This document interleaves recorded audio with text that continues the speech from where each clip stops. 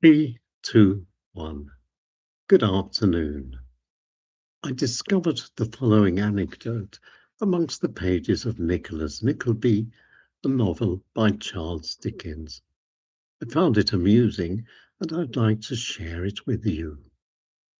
Nicholas Nickelby was on his way from London to Yorkshire when he was involved in an accident.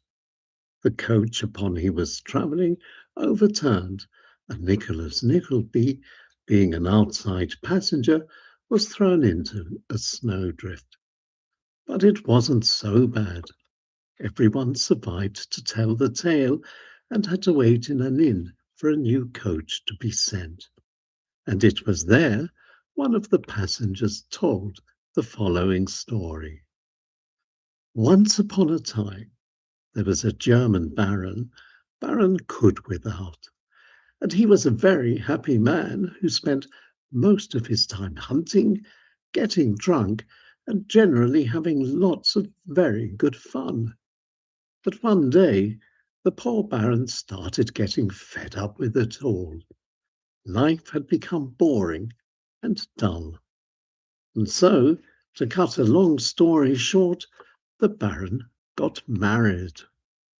But 12 years later, with a permanently miserable and domineering wife, and 13 noisy young barons and baronesses to keep and to feed, the baron discovered he was sorely missing the life of revelry and drunkenness he had sacrificed upon the altar of domestic bliss. Things were bad, and to add to it all, his money was spent. The only way out, the Baron believed, was a premature end to his life. And so there he was, all alone with a bottle of wine, his knife to kill himself, and a final pipe. But the Baron was not so alone as he thought, for there in the corner was the ghost of suicide. He had arrived to bring home the Baron. And it turned out the ghost of suicide was a somewhat miserable apparition in a hurry.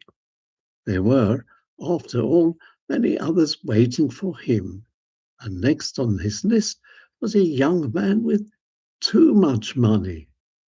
Upon hearing this, the Baron burst into laughter. How could someone kill himself because of too much money? How absurd!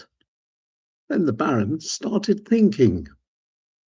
Was where he was planning to go better than where he was now? If the ghost of suicide was so miserable, what was everyone else like? The Baron changed his mind, and after getting his life back in order and becoming happy, died many years later. And what about Nicholas Nickleby?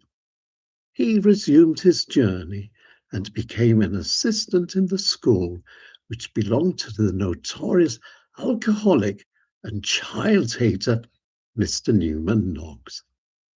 And if you want to know what happened, you will have to read the book Nicholas Nickleby by Charles Dickens. I read it and I thought it was great. Thank you for listening. I'm Nigel A. James, and I'll be back again soon with another short story. Until then, bye bye for now.